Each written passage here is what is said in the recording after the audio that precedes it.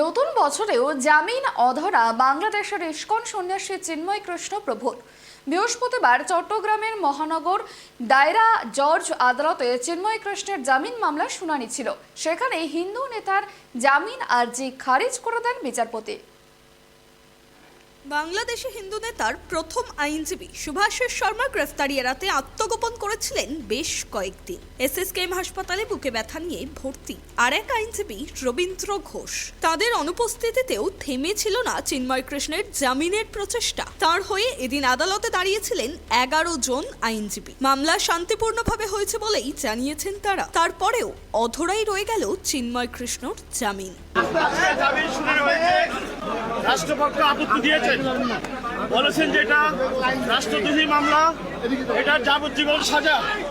এই কারণে শুনানিতে জামিন নামঞ্জুর হয়েছে এবং ওনার মামলা আজকে নিষ্পত্তি হয়ে গেছে এবং এটা অত্যন্ত শান্তিপূর্ণভাবে শুনানির মাধ্যমে মামলা নিষ্পত্তি হয়েছে। হচ্ছে ওনারা যদি যারা সংযুক্ত হবে, জামিন নামঞ্জুর হওয়ার পরে আসামি পক্ষ যদি সংযুক্ত হয়, উচ্চ আদালতে যাওয়ার সুযোগ রয়েছে।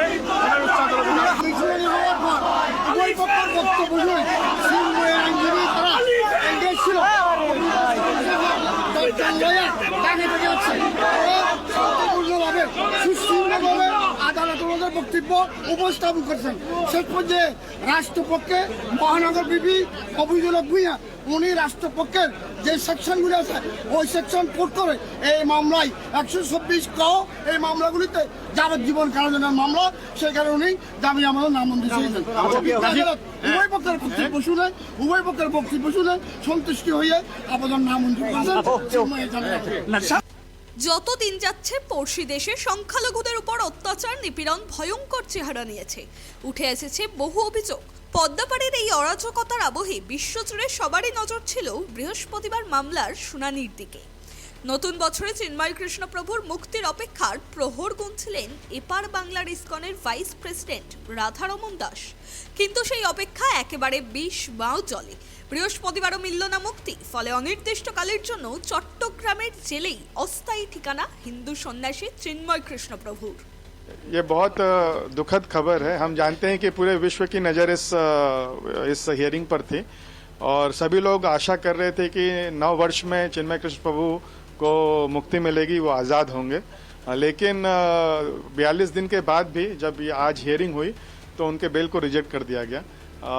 लेकिन एक पॉजिटिव खबर ये है कि एटलीस्ट आज उनके जो 10-11 लॉयर थे वो आज वो लोग उनके पक्ष में खड़े होकर कोर्ट में उनका पक्ष रख सके।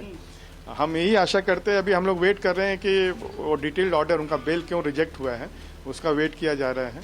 और बांग्लादेश गवर्नमेंट को इंश्योर करना चाहिए कि चिन्मय कृष्ण प्रभु को जस्टिस मिले। तो ये जो खबर आई है बहुत ही दुखद है आज। ये तो एक्चुअली डिटेल्ड ऑर्डर देखने के बाद ही पता चलेगा कि किस ग्राउंड पर उनके बेल को रिजेक्ट किया गया है। लेकिन पूरा विश्व की नज़र इस पर थी। हम जानते हैं कि किस तरह ब्रिटिश पार्लियामेंट से लेके अमेरिकन पॉलिटिशियंस भी इस विषय पर चर्चा कर रहे थे और सभी लोग चिन्मय कृष्ण दास के अरेस्ट को लेकर बहुत चिंतित थे। और एक ब्रह्मचारी जो लास्ट 40-42 दिन से जेल में है, एक साधु जिसकी तबीयत भी ठीक नहीं है, ये सुनने में आ रहा है कि उनकी तबीयत ठीक नहीं है, उसको इस तरह जेल में कन्फाइन करके रखना ये बहुत ही दुखद है। और हम सब जानते हैं कि चिन्मय कृष्ण प्रभु पूरे जो माइनॉरिटीज़ है बांग्लादेश के, उनके वो चेहरे बन गए थे और चेहरे बने हुए हैं और पूरे जो माइनॉरिटीज़ उनको एक आशा की किरण की तरह देखते हैं क्योंकि उनकी आवाज़ को वो रिप्रेजेंट करते हैं। नेक्स्ट एक्शन तो उनके जो लॉयर हैं वो लोग निश्चय ही जो ऑर्डर है उसको पढ़कर उनको नेक्स्ट स्टेप लेंगे। শেখ হাসিনার বাংলাদেশ ছাড়ার পর ইউনূস সরকারের বাংলাদেশে ধর্মান্ধদের আস্ফালন শুরু হয়েছে।